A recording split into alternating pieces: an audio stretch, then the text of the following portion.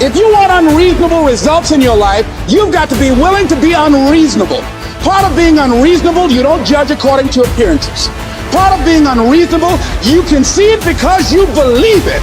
You must have the faith to call forth those things that be not as though they were. You've got to decide, I deserve this, and I'm going to have it.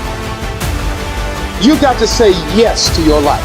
You've got to say yes. Yes to my dreams. Yes to me. Yes, I can make it. Yes, I can. Doesn't matter how many failures I've made. Doesn't matter how many mistakes I've endured. Doesn't matter about my defeats. Doesn't matter about what I've done. Yes, yes. I don't care about the fact I'm in a hole now. Doesn't matter about where I am. The last chapter to my life has not been written yet. If you judge me now, you'll judge me prematurely. I'm still in the process of transforming my life. I'm still in the process of becoming. Yes.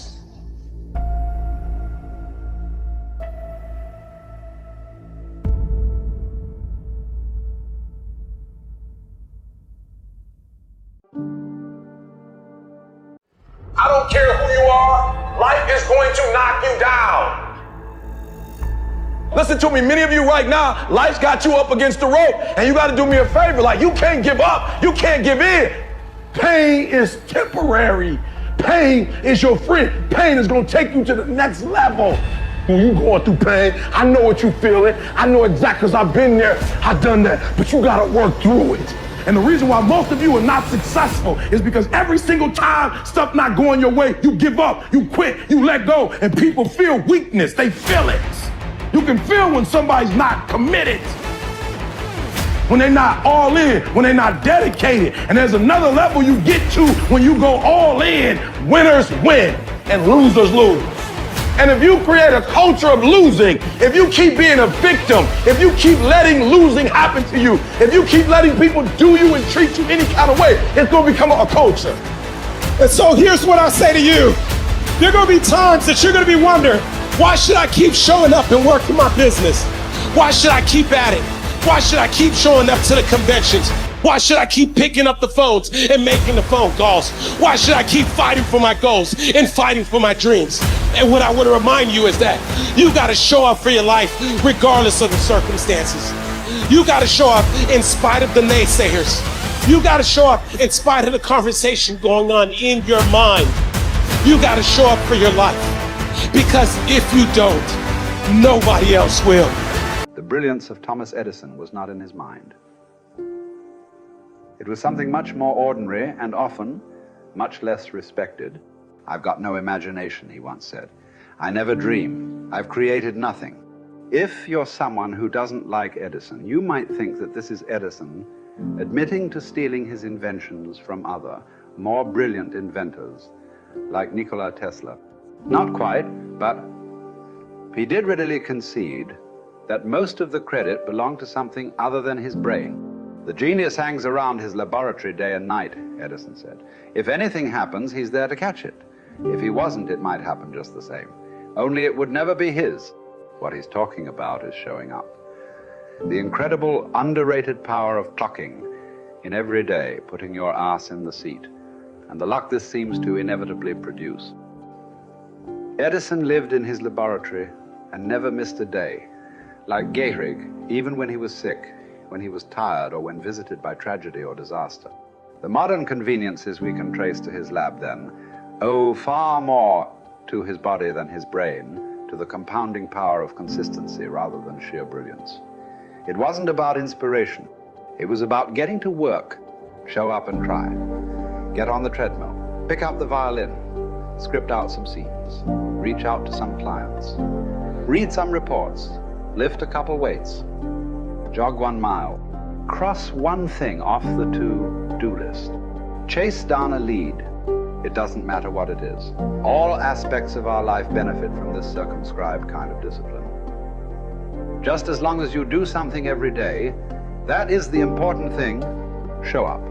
When you're tired, when you don't have to, even if you have an excuse, even if you're busy, even if you won't get recognized for it, even if it's been kicking your ass lately, Once something is done, you can build on it. Once you get started, momentum can grow. When you show up, you can get lucky. Is this still hard? Yes. But the good news is that because it's hard, most people don't do it. They don't show up. They can't even do one tiny thing a day. So yes, you're alone out there on the track in the rain. You're the only one responding on Christmas.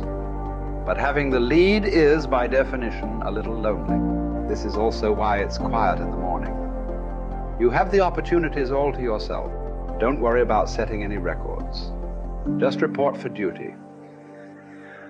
No excuses. And here's the irony. This is also a way to break records. Consistency is a superpower. Day to day, willpower is incredibly rare. Lo Gehrig was a solid position player and a good hitter. But his success really was rooted in the fact that he didn't miss many days of work.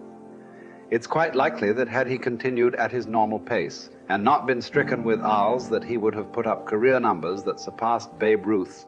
Gehrig wasn't just able to show up despite injuries and fatigue. He also had to push through ennui, doubt, and just plain not feeling it. He had slumps like we all do, but he also understood what they meant. As a minor leaguer, he had struggled at the plate and thought about quitting. The Yankees' owner sent down a scout to walk Gehrig through the very basic math of a batting average. A good hitter hits 300, and hitting 350 is terrific.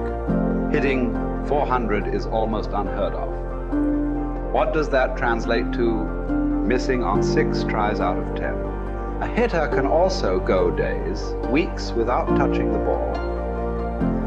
That's what the scout told him.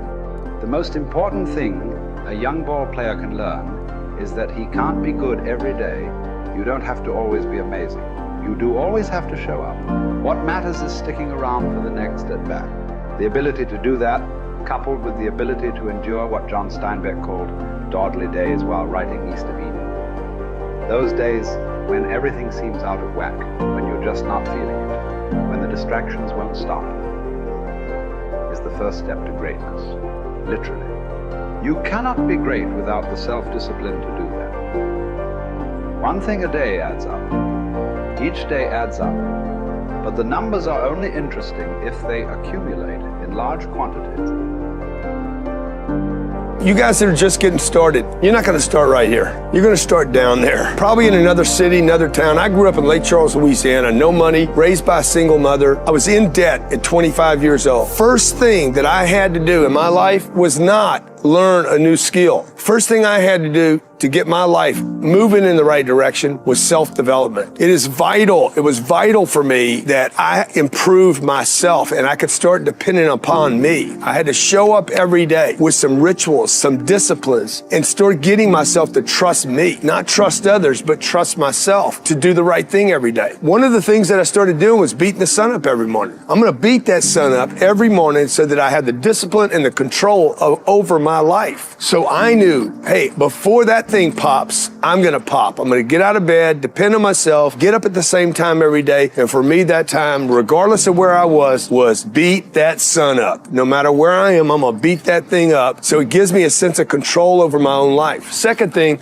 I had to start cleaning up my life and my friends and my environment. When I was younger, between 15 and 25, I was doing crazy stuff in my life. Wasting my weekends. I have the saying, weekends are for the weak. I was drinking, fooling around with a bunch of bad things, bad people. At 25 years old, I cleaned it all up. Quit going to those places. Quit hanging out with people that did not have ethics and discipline in their life. I wanted to build something in my life. I wanted to become someone. And to do that, to become someone in the eyes of the world, just beating that sun up every morning gives me the sense of accomplishment, that I did what I said I was going to do, that I woke up when I said I would wake up, and I start building respect for myself, start believing in myself so that I can go out into the world. And maybe today when I go into this meeting that I'm dressed for, they'll believe in me as much as I believe in me, and that'll show up in a contract, a deal, maybe even some money.